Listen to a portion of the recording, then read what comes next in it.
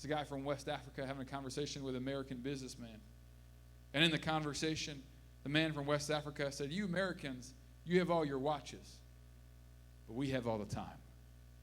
I have to ask, really, have we conquered them or have they conquered us?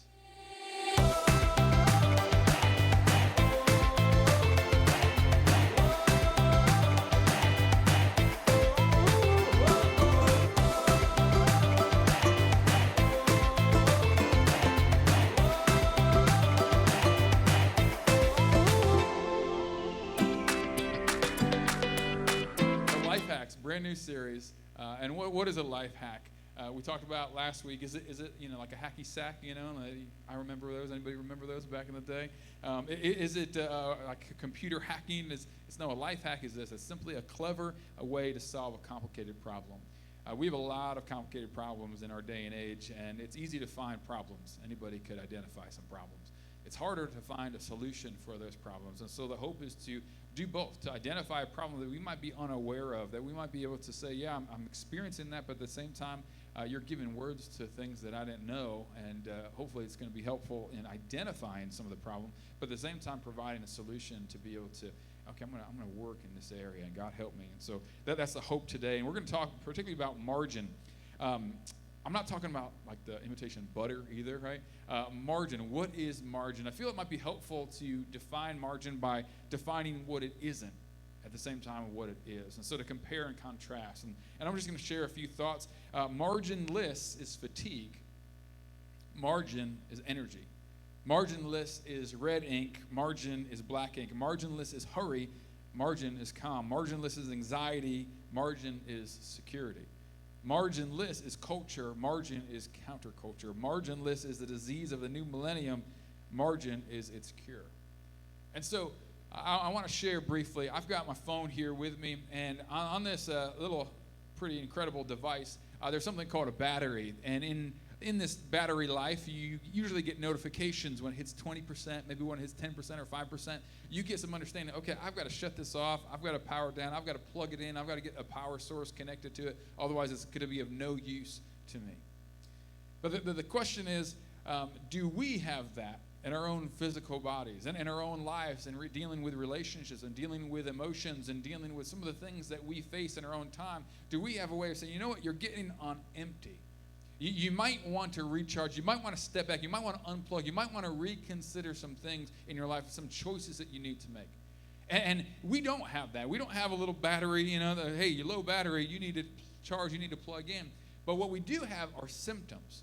So we have symptoms, and those symptoms are pain, right? We experience pain, so our body will experience pain, and it will tell us we need to do something. Sometimes we experience pain and frustration in the area of our finances, and I got to do something here. Maybe it's in the area of our emotions or relations or our physical body. And here's what we're going to kind of go through. The symptom of a marginless life is going to be pain. The diagnosis is overload.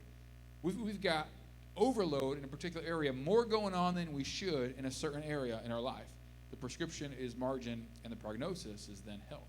When we're able to implement some of that margin, some of that space, allotted space that we should have, spaces between the space between our load and our limits, for example. It's our reserves. It's that gap between being able to just breathe freely, between feeling like you're going to suffocate, having rest versus feeling exhausted. And so that's what we're going to talk about today, this idea of margin. This is a book by Dr. Swenson, and he shares this, restoring emotional, physical, financial, and time reserves to overloaded lives. So if you want to look up the book, that's the title of it. And I think it's going to help us. What the author helps us understand, and there's a few principles in Scripture that it's really derived from. Starting in Proverbs 21, verse 20, says this: "There's precious treasure and oil in the house of the wise who prepare for the future. But a short-sighted and foolish man swallows it up and wastes it." So let's do another translation, a little shorter, a little more brief. "The wise have wealth and luxury, but fools spend whatever they get." Pray with me. God, I thank you for your word. I thank you for principles like this from Proverbs and other truths that we'll touch on both in Psalms and in the Gospels. And Father, I pray that you would minister to our hearts and help us, Lord, to identify some of the problems, Lord, that we have in our lives and recognize that, Lord, maybe there is some overload in areas that we need to be able to step back and we'd be able to provide some margin, have some margin in those specific areas of our lives. Would you lead us and guide us? And we know that you will. You're faithful and good. In Jesus' name we pray. And everyone said, Amen. So if you are taking notes, we provided some sermon notes on the way in. If you are taking notes, I want you to write down 4 things. I want you to write down emotional, physical, financial, and time. All right? So we're going to identify those 4 and kind of walk through those 4. And the hope or the focus is, I guarantee every one of us is facing overload in one of these areas.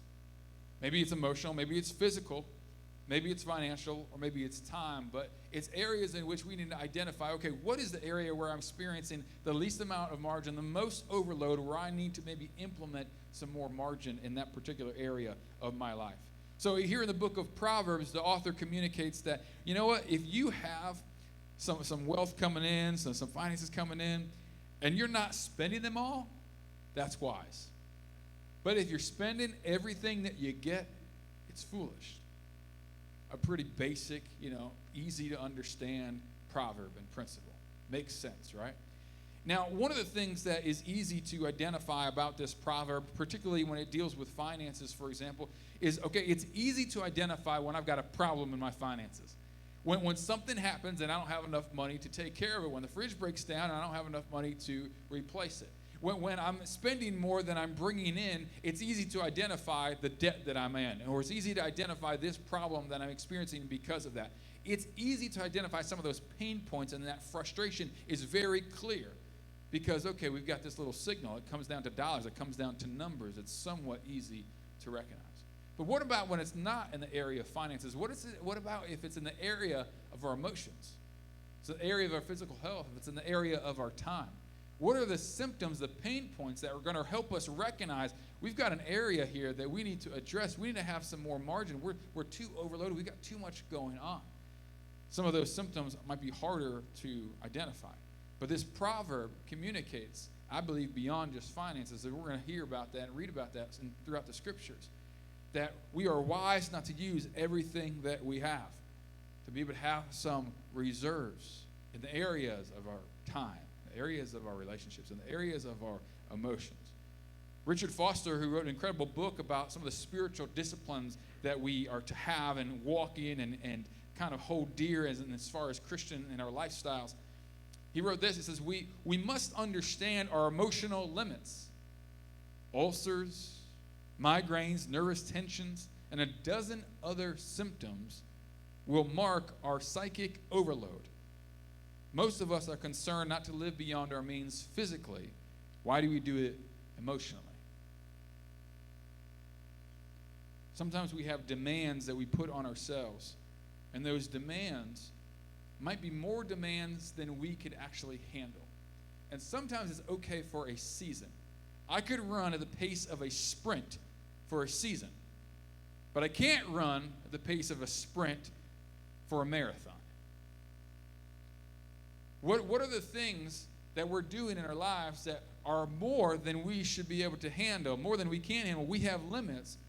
What are we involving or inviting in our lives and doing regularly that if we continue to do it, it's going to cause fatigue, it's going to cause burnout, it's going to cause some serious problems? Because overload at times is okay, but chronic overload, when we're consistently overloaded in a certain area, it's going to cause some serious problems in our lives. What if God created limits for our protection, for our good? We only have so much time in the day for a reason. What if you had invitation to 2 different places at the same time on the same day? What if that's actually a gift, that you can't be in 2 places at once? That you choose one, that you allow God to lead you and you make that decision. I believe they are gifts. But what happens when we extend those limits for an exceeded period of time? We start to experience peril. We start to experience some symptoms that we're going to talk about today. Have you ever heard the straw that broke the camel's back? Camel was doing just fine. Put on another, piece of luggage, put on another, and all of a sudden, camel just falls down. It can't carry or sustain the weight that it has. The straw, the one little thing that you think you can add to your schedule. the additional thing, I could go ahead and spend that. Whatever it might be, what is that we don't recognize until all of a sudden we're in trouble. All of a sudden there's a problem. There's this thing called urgency. I don't know if you've ever dealt with it, this feel like you need to do this and this is urgent. I want to warn us here, because if there is urgency and it's eroding either your time of relationships, your time of rest, I can't have a day off because this is so urgent, and that continues for a period of time. I can't spend this time with loved ones because this is urgent. I need to continue to do this. If that prolongs for a long period of time, you need to reevaluate what's important. Let me say that again. You need to reevaluate what's really important. Am I talking to anybody today? We can't allow overload for a serious amount of time to stay and remain in our lives. We need to be able to identify, okay, what do I need to remove? What is keeping me from really what's important? You know, I was in India for a couple weeks. I spent a mission trip there. I spent some time before I had any of my children. My wife was actually pregnant. She was like 9 months pregnant with our firstborn, Josiah. And she said to me before I left, she said, John, if you leave and you don't come back by the time that this baby is born, you might as well not come back at all. I said, woo. I don't know if she really said that, but she might have. I'm joking. But anyways, I got back in time. I was all good. But looking back, I probably didn't have enough margin. I probably should have had the trip planned well before, that 8-month mark in her pregnancy, but it's just the way it rolled. We learn along the way, don't we, in life? We grow in some understanding. We grow in wisdom. We learn to make some wiser decisions. But while I was in India, one of the things I saw was incredible amounts of poverty. Incredible amounts of poverty. I mean, everywhere you looked, it seemed like there was poverty. And there were some images and some things that I'll never forget. And there are some things that they do, they even imprint on your heart. I've been to places in Mexico and Guatemala and in Russia and in India where you see some incredible suffering and pain and poverty, and you want to do something about it. Well, in the same way that poverty runs rampant and it's evidence all over in India, overload is all over in America. It's everywhere. You can't go far without seeing people who have more than they should on their plate, consistently and for a long period of time. And how it's happened is because this idea of progress, right? We're getting better. We're getting better. We're making more progress. We're making life easier. And I have to challenge that. I have to ask, is all the progress, is all the additions, is all these incredible tech devices that we have they really made life easier? Or have they made life more complicated? I think it's somewhere in the middle. I think there's a balance. But I think if we don't take an intentional thought behind some of the things that we're just allowing in, we're going to find ourselves in that place of overload, stress.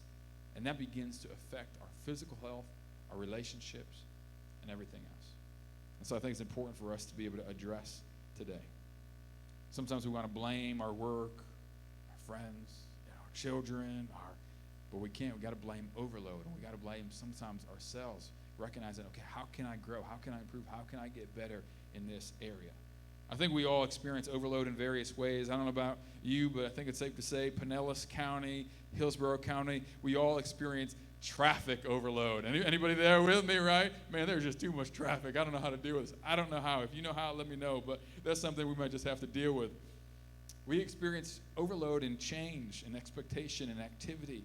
Choice overload. Did you know back in the 1980s, for example, there were roughly 12,000 choices, different options that you could have when you went to a supermarket? Want to go to a grocery store? You know how many options there are now? 35 to 40,000, depending on the grocery store you go into. Isn't that not crazy? You and I got choices for days. Now, in some ways, that's good. I'm gluten-free, I'm dairy-free, not necessarily by choice. But I could bash on some Haagen-Dazs ice cream bars that in the bottom right they say, oh, gluten-free, dairy-free. Shut your mouth and they are good. Make you want to smack your mama and lick your eyebrows. I mean, they are good. Now, don't go buying them all because those are mine, all right? So some of those options are good. There's some good options out there. But some of them can be overwhelming. Back in the day, they used to have channels, only a few, and you would watch, and almost everybody would watch some of the same things. So you have that common ground. You'd be able to talk about this and talk about that. Now you mention a show, and you're like, what show? You're trying to have conversation around it. Where is that on? Is that on regular TV? No, I cut the cord a while ago.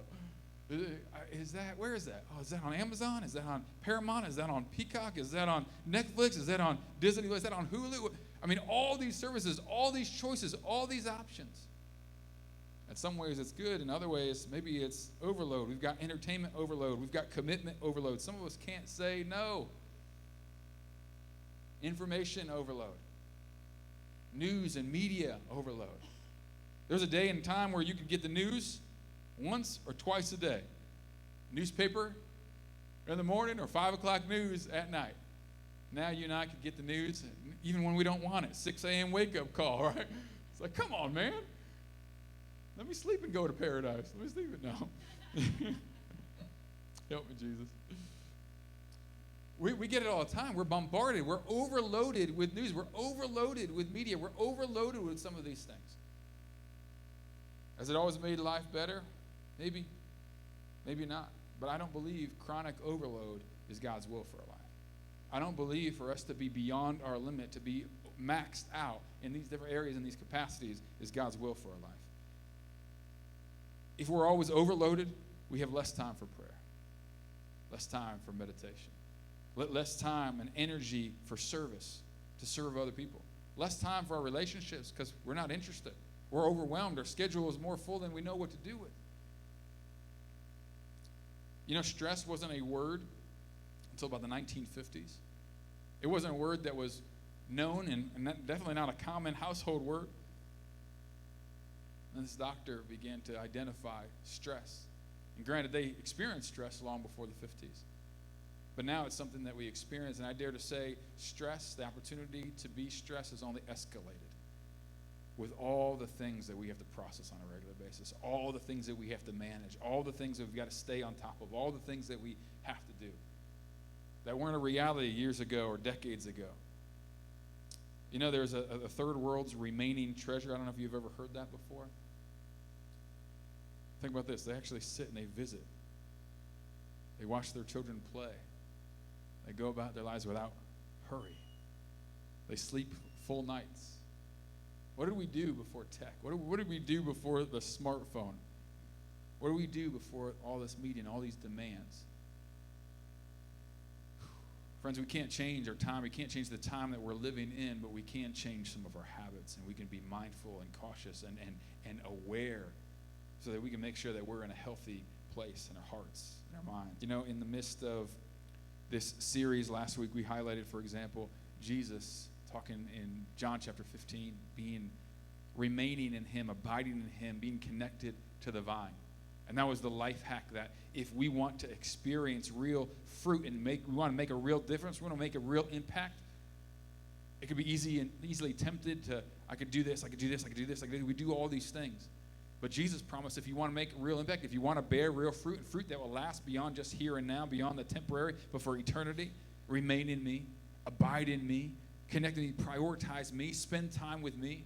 And just by doing that, Jesus promised, checking me out, the Word of God, Jesus promised, you will bear fruit, and fruit that will remain. And you will bear much fruit, and it will be for my Father's glory. To emphasize and prioritize time with him. It promises that we will make an impact. It promises that we will make a difference in this life. Help us to spend time with you, Lord. What is it that needs to be pruned? As the Father is the gardener, we need to connect as the branches to the vine. So God, what needs to be removed? I asked that question. What is it that if it was removed in your life would make you more fruitful?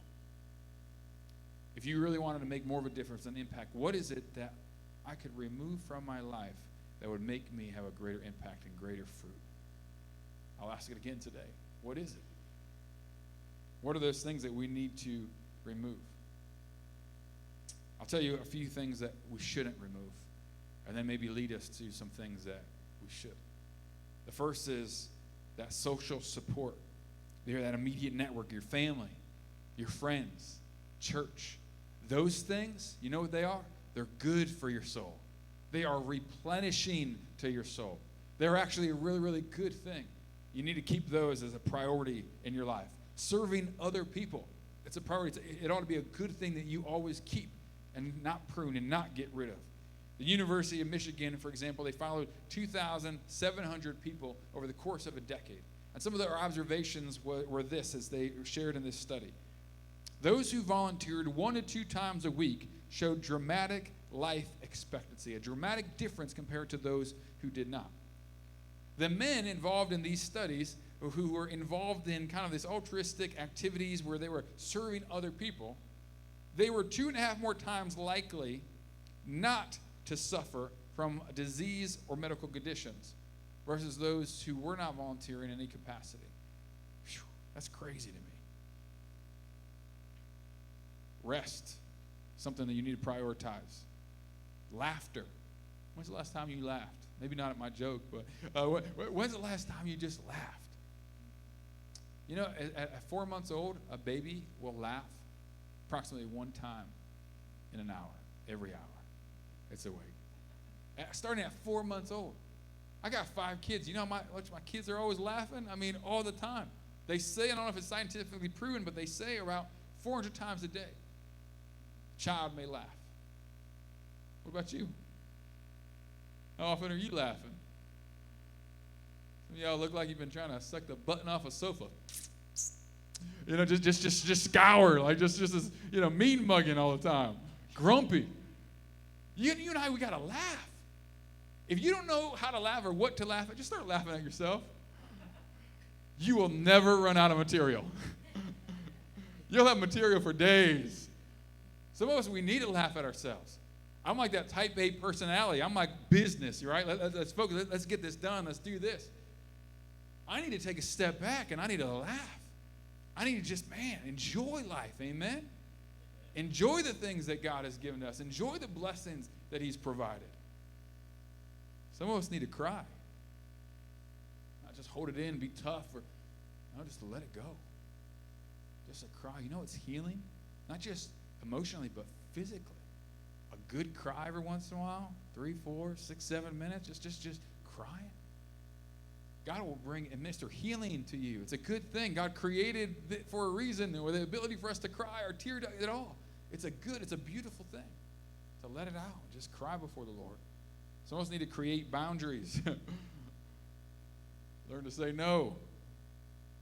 Some of us just need to give thanks. Just think of all the blessings that God's provided. Those are some good things that you don't want to cut out.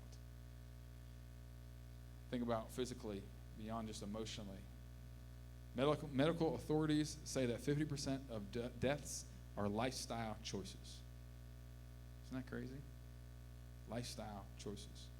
More people die in the U.S. of too much food than too little. I don't know if that's funny or sad or a little bit of both. It's crazy. Some of us aren't getting enough sleep. You think you got 5 hours and you're good? It's proven if you're not getting 7 to 9 hours. You just said that? 9 hours? Yeah. If you're not getting between 7 and 9 hours of sleep, you're not functioning at your best. You're not at 100%. You're not going to be able to think clearly. You're not going to be able to communicate clearly to the best of your ability. You might be able to get 5 hours for a night, 2 nights. Try that for a long period of time, you're going to have trouble. We need to get some rest. We need to be able to provide the opportunity to say, you know what, this isn't enough. This isn't important enough. I need to unplug. I need to take a nap. My pastor told me to take a nap. That's right. I don't know what the boss will, write that off as a, but take a nap sometimes. I love it when I can take a nap. It's very rare, but it's an incredible gift. There's a lot of people who nap. Winston Churchill, all throughout World War, he would nap, dealing with some huge problems. He knew that was a good thing. Jesus napped. Some good practices. We need to get some sleep. We need to exercise. We need to eat healthy. What about time? Think about this thing called time. The first mechanical clock, beyond just the sundial, for example, came around the 1200s.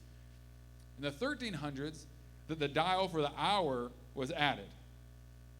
In the 1600s, the minute hand and the second hand were added. In 1865 came the invasion of the wristwatch. In our lifetime came the cell phone. In 2007 came the smartphone. How much has changed? when the clock first came around, and then the wristwatch where people are keeping time all the time. And then it was shortly right around that time that the light bulb was invented. And suddenly they have defied time. They've conquered time and they've conquered light. So that no longer are you controlled by the elements of the day when it is dark and the sun has set. You can remain up and you can remain productive and you can do all these things. We've conquered time. We've conquered the day. We've conquered light. I have to ask, really, have we conquered them or have they conquered us? It's a guy from West Africa having a conversation with an American businessman. And in the conversation, the man from West Africa said, you Americans, you have all your watches, but we have all the time.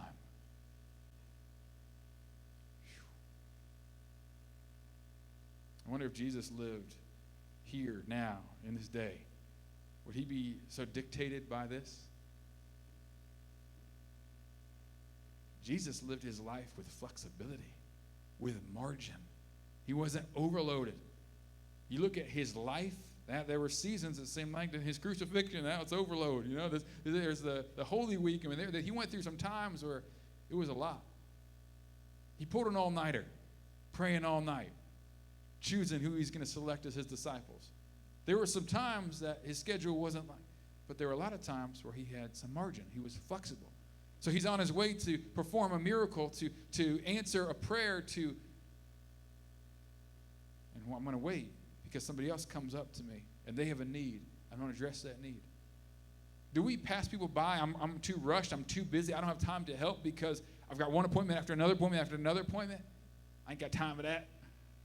And we're missing opportunities that God's provided right before us. I heard it like this.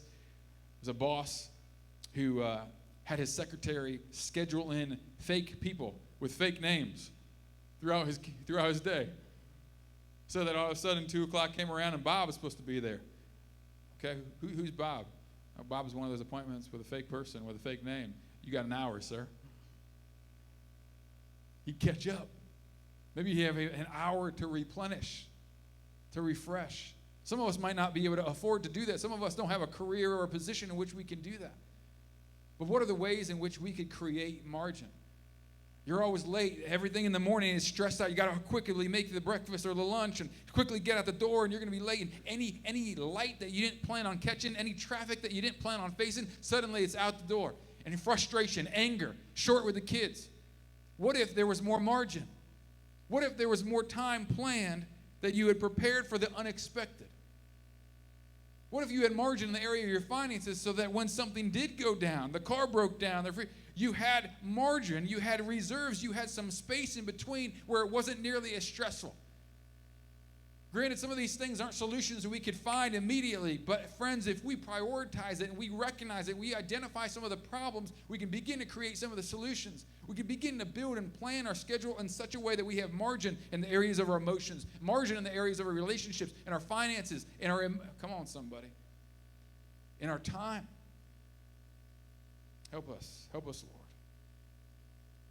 You know, over the last few decades, they've added on a yearly basis, for example, like if you look at the hours of worked over the course of a year, 700 hours to the normal work year for the last couple of decades. 700 hours. So 20, 30 years ago, you and I would be working 700 hours less than we are today. We've got all these devices and these things. Oh, yeah, this is going to save me time. When's the last time you felt like you had the time to really make a nice meal? Maybe more than just 1 or 2 courses, three-course meal. When's the last time you had time to do and enjoy some of the hobbies that you enjoy? I think we're overloaded, friends, in so many ways. What do we really need? What are some of the ways in which we could unplug, prune, remove from our lives? Billy Graham, at the end of his life, he was asked this. He said, if starting all over and you could do it differently, what would you do? Is there anything that you would change? He said, yeah. So if I could start it all over, I could do anything differently, I'd watch less TV. I wonder what we might say in 10, 20, 50 years. Spend less time on my phone. Spend less time doing this. What is it that we need to prune? If you and I consider ourselves like a life, like us as a tree, an image of a tree. Think about the trunk as the anchor. Your relationship with God, the priority, what we build our lives upon. Upon Christ's solid rock I stand. All other ground is sinking sand. So that's the trunk. That's the primary source, right? Then we've got the limbs. Some of those focuses that are ever so important that ought to demand our attention, that ought to be our priority. Think of some of those closest relationships, family, friends, our own health, our growth, our development. And then you think of all the branches, all those little things. We've got to prune some of those branches. If we don't pay any attention to all those things, we just keep adding to our schedule. It's easy to add things to your schedule. It's easy to add things that, I could do that, I could do that. In the midst of all you're adding, what are you removing? What are you subtracting, if anything? Or are you just becoming more and more busy? Are you becoming overloaded where you don't realize it? You think you're fine, so all of a sudden you're burnout. All of a sudden you're experiencing fatigue. All of a sudden that's the last straw on the camel's back, and you got problems with your health. You got problems in your relationship. You're stressed. It's been too long. I hope this helps somebody today. Help us, Lord, to be shaped by you, to be led by you, not to be rushed or to be always in a hurry, but to follow you. Rick Warren said this about spiritual growth. The barrier to spiritual growth is not lack of commitment, but the overcommitment to the wrong things. So that barrier, that thing that will keep you from really growing, from really receiving all that God has for you. What have we said the last few weeks? It's going to be your best year ever if it's your best year spiritually. So that thing that's going to keep us from our best year, because it's going to keep us from our best year spiritually, that barrier is not necessarily a lack of commitment, but an overcommitment to the wrong things. What are those things that we need to remove? I prepare to close, and I'll share this. In Mark's Gospel, chapter 6, we find the apostles that gathered around Jesus, all around him. They were busy. They just got done feeding 5,000 people. Miracle after miracle. They had already begun this ministry. They reported to him all that they had done, all that they had taught, some of the things that they had seen. And because so many people were coming and going that they did not even have a chance to eat themselves. Anybody been there before? Taking care of everybody else, and you're the last one, you don't realize? All of a sudden it's 2 o'clock and you haven't eaten. He said to them, "Come with me by yourselves to a quiet place and get some rest." So they went away by themselves in a boat to a solitary place. When was the last time you got away? You got alone. Solitary place to find rest, to unplug, to do some of the things that you enjoy. When I ask this question as we close, where do you need margin the most in your life? Where do you need margin the most in your life? Is it emotionally? Is it physically? Is it financially? Is it the area of your time? Whatever it is, would you pray about it? Would you invite God to begin to work with you and begin to lead you? What changes you can make to provide more margin so that you begin to experience less pain, begin to experience less chronic overload and stress? Pray with me.